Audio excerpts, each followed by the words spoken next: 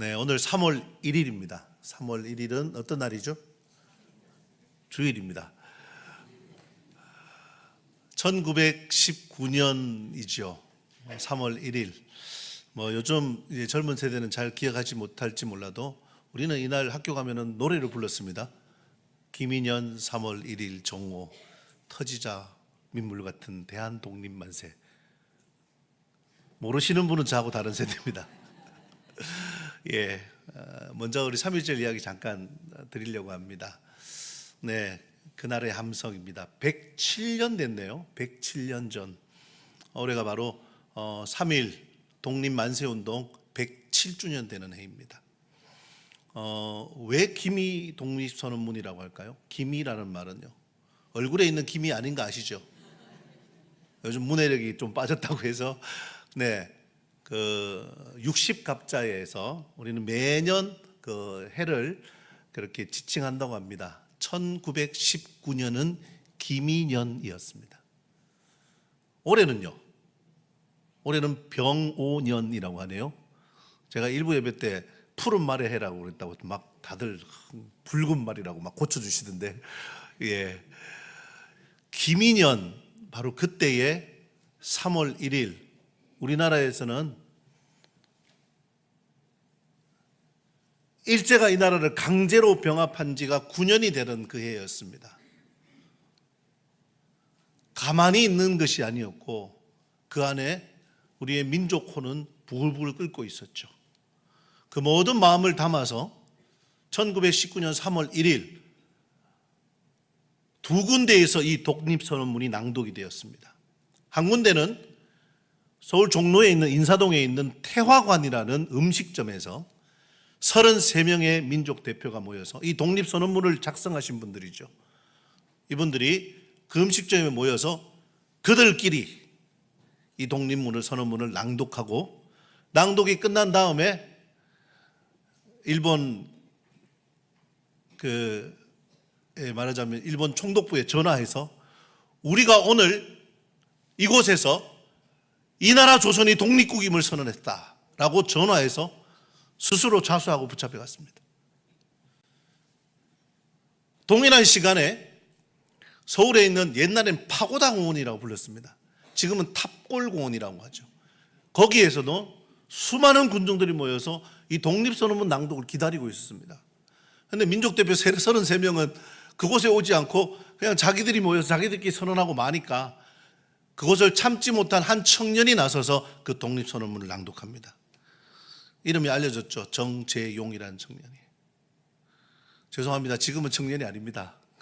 네, 우리의 할아버지였고 우리의 선조였습니다.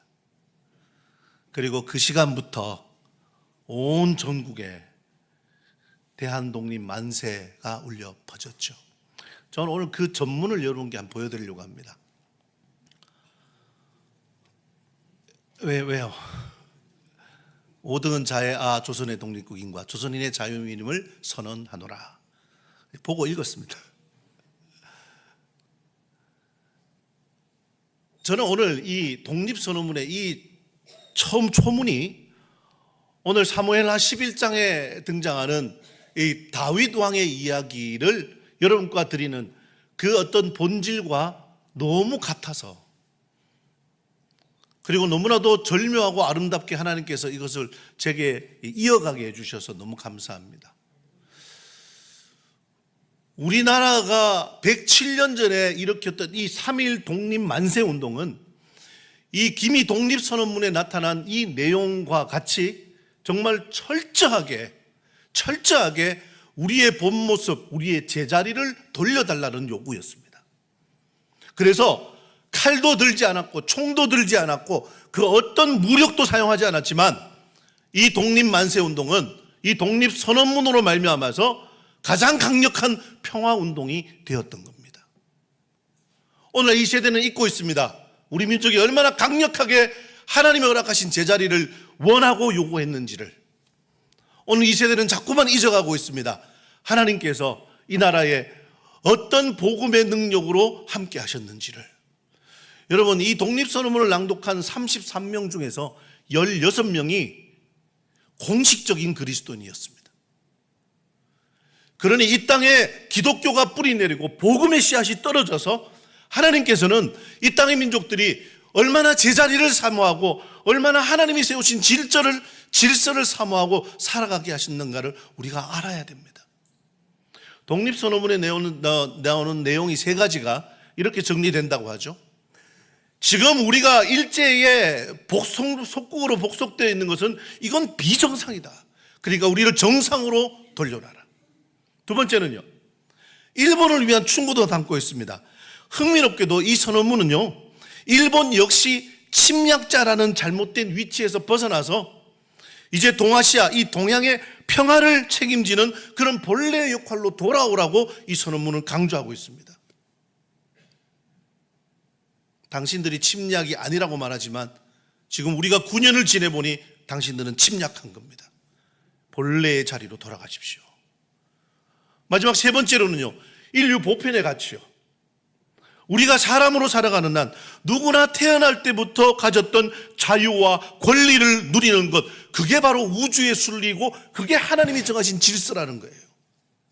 아무도 힘이 강하다는 이유로 약한 사람을 괴롭힐 수 없고 억압할 수 없고 그의 자유를 침해할 수 없다는 사실. 그래서 그 순리대로, 그 하나님의 질서대로 이 나라의 민족을 제자리로 돌려놓으라는 그런 평화의 메시지. 이게 바로 3.1 독립운동, 기미 독립선언문 안에 담겨있는 내용이었다는 겁니다. 이렇게 제자리로, 원래의 자리로 회복시키라는 이 선언문은 사실 성경이, 하나님의 말씀이 오늘도 우리에게 간절하게 외치는 그 외침입니다. 여러분, 우리는 분명히 우리가 서 있어야 될 자리가 있습니다. 하나님께서 말씀해 주셨고 하나님께서 그것을 우리에게 허락해 주셨습니다. 그런데 이 제자리를 떠나면은 문제가 발생해요. 특히 우리 인생이요. 우리 인생이 무너지는 가장 위험한 시간이 언제인 줄 아십니까? 우리가 있어야 될 자리를 떠났을 때. 한번 예를 들어보겠습니다. 인생이 무너지는 이 위험한 시간을 한번 예를 들어보면은, 여러분 비행기 한번 타보셨죠? 혹시 비행기 조종석에 들어가는 보셨습니까? 예, 못 들어갑니다. 거기는 우리 항공법에서 못 들어가게 돼 있습니다. 거기 들어가면 테러 분자로 오해받을 수 있습니다. 하지만 TV나 다른 부분에서 많이 보셨죠. 비행기가 아주 좋아서 조종사가 이제 공항에서 딱 이륙을 하고 어느 정도의 고도에 올라가면 자동 항법 장치란 걸 킨답니다. 그러면 조종사가 일일이 스위치를 만지지 않아도, 많은 스위치가 있는데 많은 스위치를 만지지 않아도 비행기는 정해진 항로에 따라서 그대로 이렇게 날아간다고 합니다. 그럼 조종사는 뭘 할까요? 한숨 잘까요? 큰일 납니다. 비행기는 자동으로 날아간다 할지라도 조종사는 잠들 수 없습니다. 비행기라는 이 거대한 이 물체는 조종사라는 그의 이 권한 안에, 그 자리 안에 있어야 됩니다. 그래서 조종사는 그 자리를 떠날 수가 없습니다.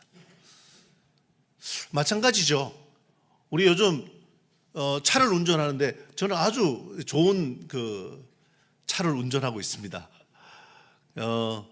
오토 크루즈라는 기능이 탑재되어 있는 차인데요. 엑셀을 밟고 어느 정도 속도를 딱 이렇게 세팅해 두면 그 속도로 차가 계속 갑니다. 예, 이해하시는 분은 그 차를 갖고 계신 거죠. 그런데요, 이 굉장히 위험합니다. 그래서 저는 제 아내한테는 절대 그거 못 쓰게 합니다. 정말 위험합니다.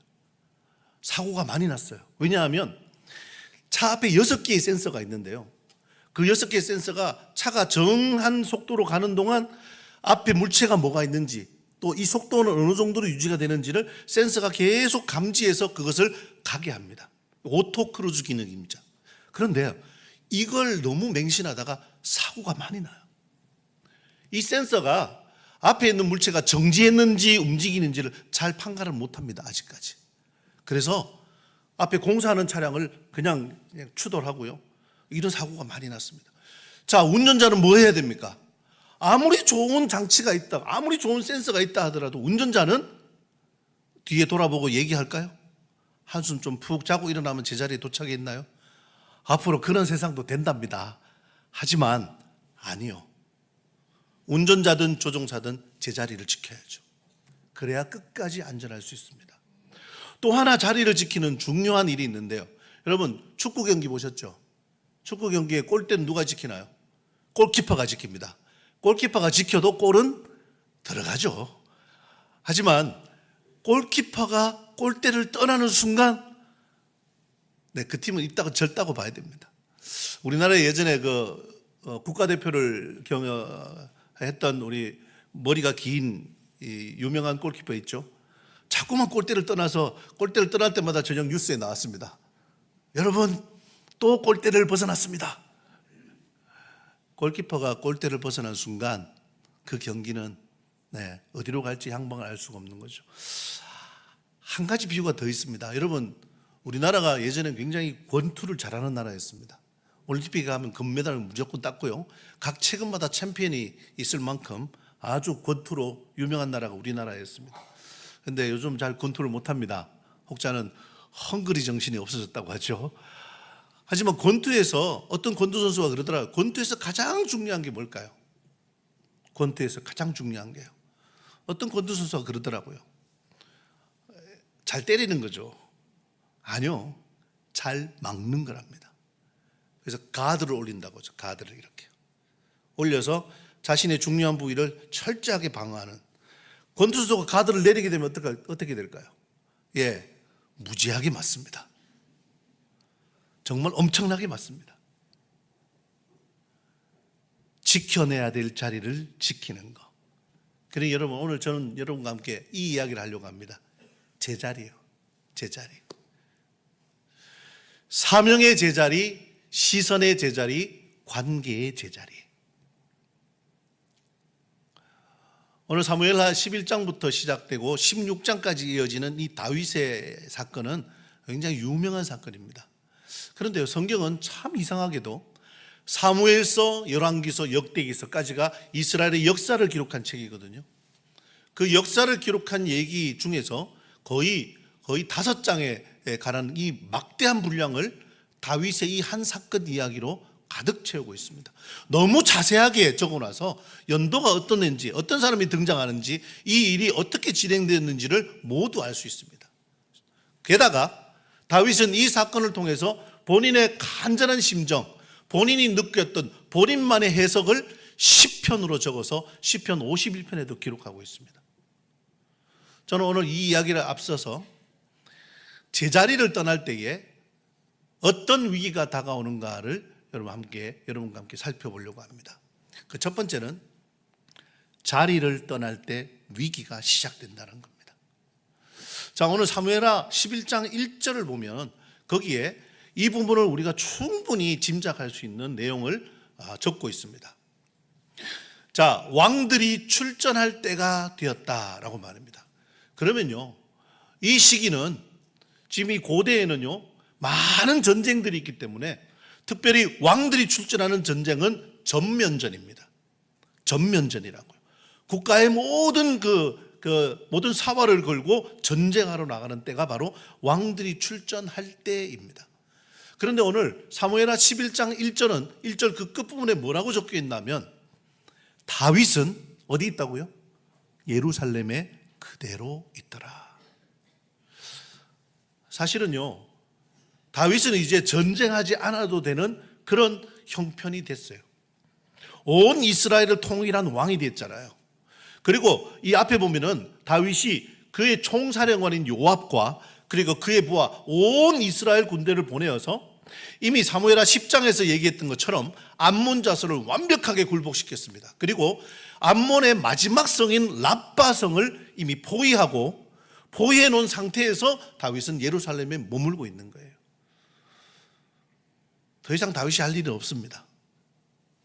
평안합니다. 안전하고요. 전쟁은 괜찮아요. 그러나 성경은 우리에게 이 괜찮다, 안전하다, 평안하다 하는 바로 이때가 바로 위험할 때라는 거 우리에게 알려주고 있습니다. 다윗의 자리가 지금 그 자리가 아니라는 거죠. 한번 생각해 볼까요? 그의 부하들과 온 이스라엘 군대는 지금 랍바성을 에워싼 바로 그 노지에서 야영하면서 마지막 전투를 준비하고 있습니다. 그럼 왕은 어디 있어야 될까요? 부하들이 아무리 왕이여 괜찮습니다. 왕은 궁전에 계십시오. 우리가 다 알아서 할게요. 하지만 다윗의 사명은 그게 아니었습니다. 사명의 자리를 떠나면 그 자리를 욕망이 대신 채웁니다. 저와 여러분도 사실 마찬가지입니다. 하나님께서 부르신 자리를 떠나버릴 때에 그 빈 공간에는 반드시 죄의 유혹으로 채워진다는 사실입니다. 영적 공백이죠. 영적 공백은요, 절대로 중립 상태로 남아있지 않습니다. 그 안에 성령을 채우든지 아니면 악한 영을 채우든지 둘 중에 하나예요. 그러니 여러분의 삶의 전장이 어디입니까? 여러분이 분명히 있어야 될 자리요. 잠깐 떠난다 할지라도 아니요. 반드시 그 자리로 얼른 회복하셔야 됩니다. 기도의 무릎을 꿇어야 할 자리이면 여러분 반드시 여러분의 기도의 무릎이 꿇어져야 됩니다. 내가 있어야 될 그 헌신의 자리, 그 헌신의 자리를 편안함이나 혹은 안전하다고 하는 그 안일함으로 바꾸는 순간 사탄은 그 빈자리에 그 정교한 함정을 놓기 시작한다는 사실을 꼭 기억하시는 저와 여러분 다 되시기를 주님의 이름으로 축원합니다. 또 하나는요, 죄는요 시선을 따라오는데 머무는 시선을 따라옵니다. 어디에 멈췄느냐 하는 거예요. 자 보십시오. 지금 한편에는 다윗의 군대가 전쟁하기 위해 있습니다. 한편에는 평안하다고 생각하는 성내의 환경이 있어요. 다윗의 시선이 어디로 향하는지를 보십시오. 성경은 분명히 이렇게 말합니다. 다윗이 그 침상에서 일어나서 왕궁 옥상에서 거닐다가 한 곳을 보니 했어요. 보니 한 여인이 목욕을 하는데 심히 아름다워 보이니라 이렇게 말합니다. 언제나 우리에게 찾아오는 유혹과 그리고 죄악의 시작은 보는 것으로부터 시작됩니다. 내가 어디를 보는가? 이 보는 것으로부터 죄가 시작된다는 것은 이미 창세기에서부터 우리에게 분명하게 보여주고 있습니다. 어느 부분이죠? 창세기 3장에 보면은 하와를 찾아오는 사탄인 뱀이 하와에게 이렇게 말합니다. 정말 하나님이 동산에 있는 모든 나무의 실과를 네게 먹으라고 하더냐? 그러니까 하와가 얘기합니다.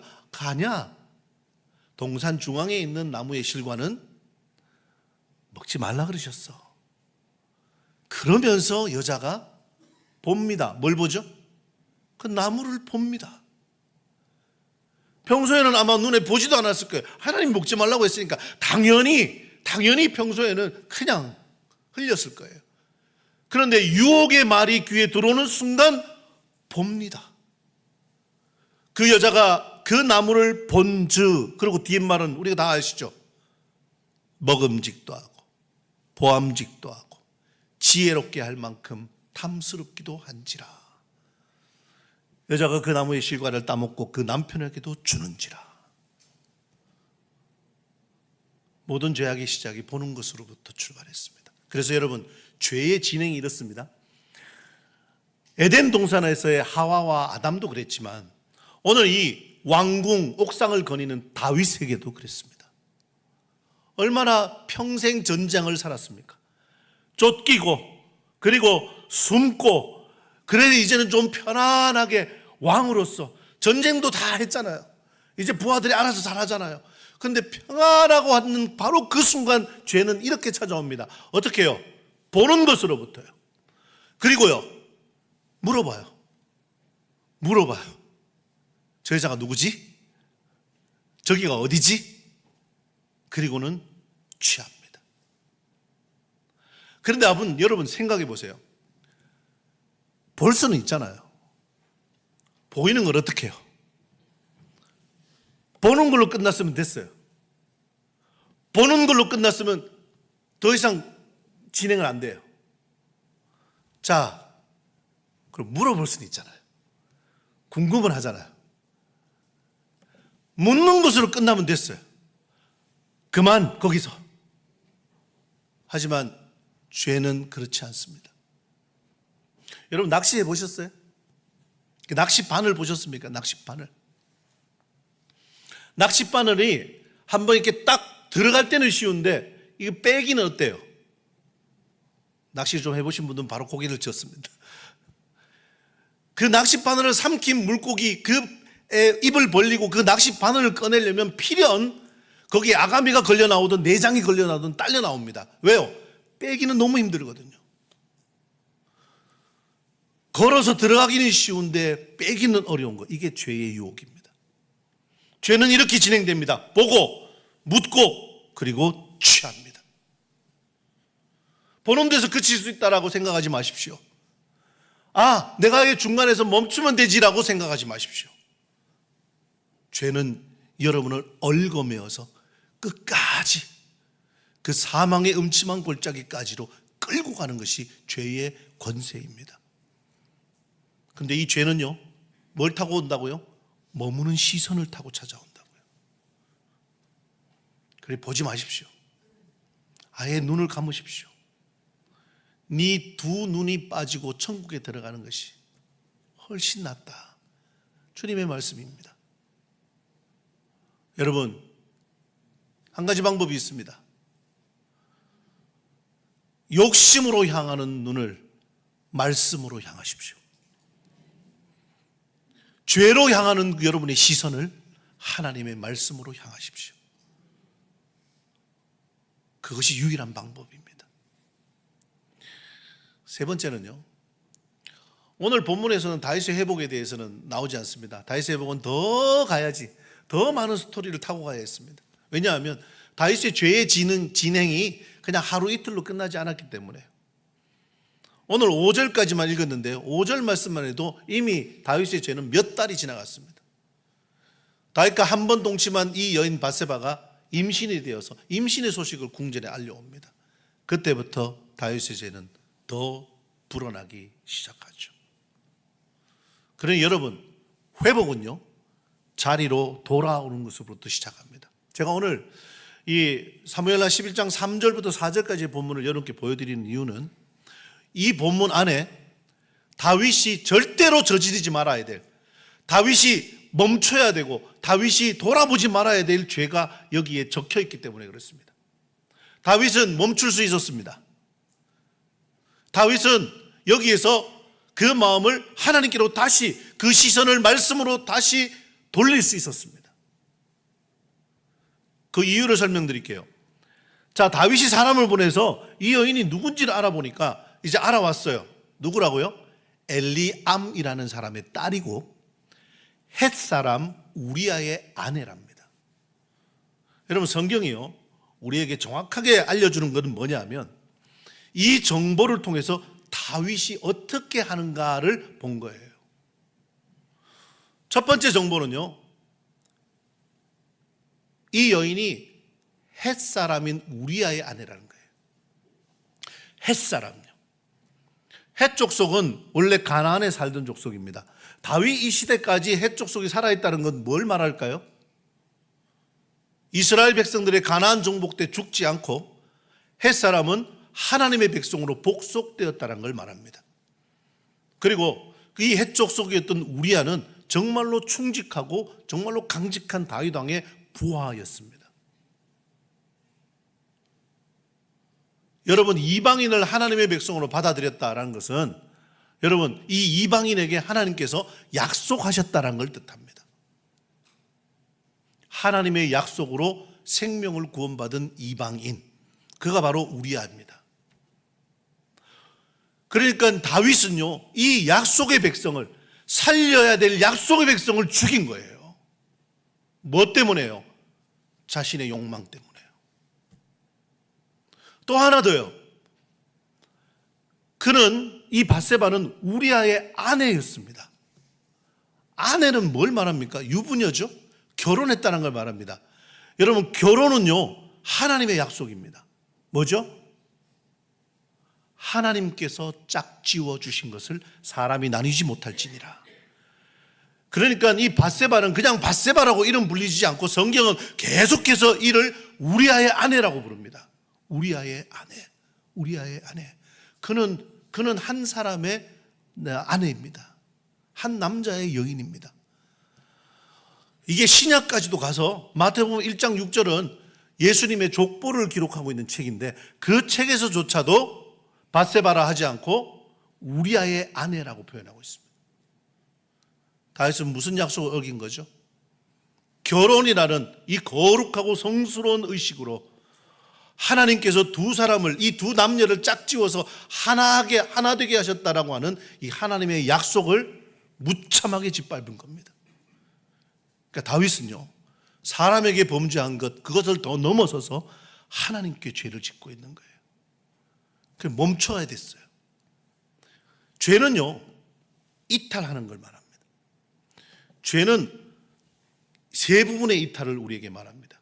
첫 번째는 뭐냐면 장소의 이탈이에요. 그 다음이 사명의 이탈이고 그 다음이 영적 이탈입니다. 지금 다윗은 전쟁터에 있어야 되죠. 전쟁터에 있어야 할 왕이 지금 옥상을 거닐고 있어요. 장소를 이탈한 거예요. 그리고 지금 밧세바를 포함한 우리아는 왕이 지켜야 될, 이스라엘의 목자인 왕이 지켜야 될 양이에요. 양. 지금 다윗 왕은 그 사명을 이탈하고 있는 겁니다. 선지자 나단이 찾아와서 한 비유를 말하죠. 암양 새끼의 비유를 말합니다. 목숨같이 자식같이 키우고 있던 암양 새끼를 빼앗긴 한 남자의 이야기를 말합니다. 다윗은 거기서 이미 사명을 이탈하고 있다는 것을 분명하게 드러내고 있죠. 마지막으로 하나님을 경외하던 마음이 사라지자 그는 이방인보다도 여인보다도 못한 그런 엄청난 도덕적인 타락으로 이어지고 추락하고 말았습니다. 저는 오늘 여러분과 함께 자리를 떠날 때 어떤 일이 벌어지는가를 다윗의 경우를 통해서 함께 살펴보고 있습니다. 세 가지 경우를 살펴봤습니다. 언제나 자리를 떠날 때는 위기가 시작된다라는 것. 그리고요, 죄는요, 어디서부터 머무는 시선을 타고 우리에게 찾아온다는 사실. 하지만 여러분, 회복을 하셔야 됩니다. 회복은요, 자리로 다시 돌아오는 겁니다. 조종사는 조종자의 자리로, 골키퍼는 골대 앞으로, 그리고 가드를 올린 권투 선수는 잘 수비하는 것으로 제자리를 찾아야 합니다. 여러분 혹시 지금 여러분의 자리는 어디인지 아십니까? 혹시 여러분은 지금 무엇을 오래 바라보고 있는지 아십니까? 지금 혹시 여러분은 여러분의 그 자리, 여러분의 있어야 될 장소를 이탈하고 사명을 이탈하고 그리고 여러분의 영이 있어야 될 자리를 이탈하고 있는 건 아닌지 오늘 이 시간 잘 여러분 중심을 살펴보는 오늘 이 시간 되시기를 주님의 이름으로 축원합니다. 자, 그런데 자리로 돌아오려는 그 다짐이 있어야 되죠. 저는 오늘 이 사무엘하 11장의 사건을 통해서 여러분이 지금 만약에 자리를 이탈하고 있는 부분이 있다면 여러분 오늘 이 다짐으로 여러분 자리를 다시 회복하기를 원합니다. 첫 번째는요, 사명의 제자리예요. 사명의 제자리. 안전하다, 괜찮다라고 하는 그 안주함에서 다시 헌신을 다짐해 보십시오. 처음 세례 받으셨을 때 기억나십니까? 성부와 성자와 성령의 이름으로 세례를 주노라. 저는 중학교 3학년 때 세례 받았습니다. 아직도 그 순간이 기억납니다. 저희 어머님의 증언으로는 머리를 그날 아침에 8번 감았다고 하는, 저는 그런 기억이 없는데 저희 어머니가 증언하시니까 믿어야죠. 하지만 세례 받은 바로 그 순간은 기억납니다.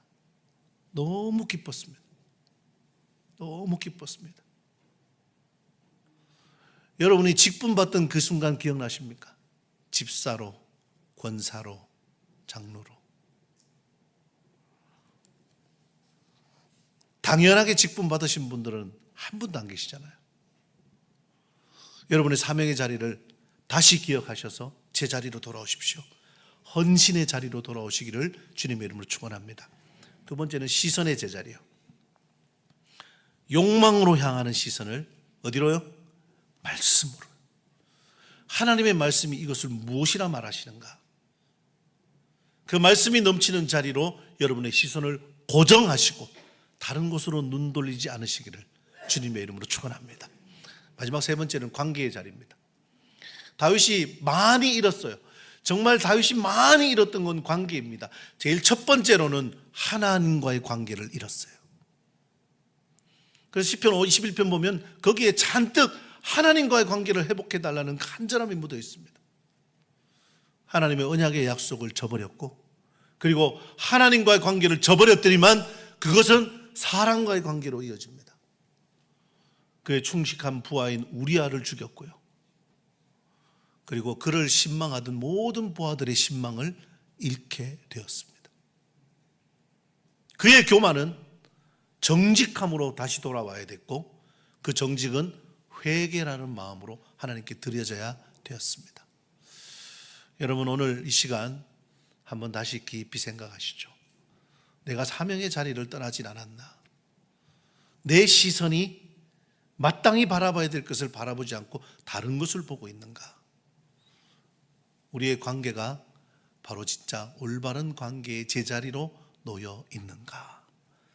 잘 생각하시고, 그래서 정말로 우리가 원하고 바라고 기도하는 것이 제자리를 찾아가는 그런 오늘 저와 여러분 다 되시기를 주님의 이름으로 축원합니다.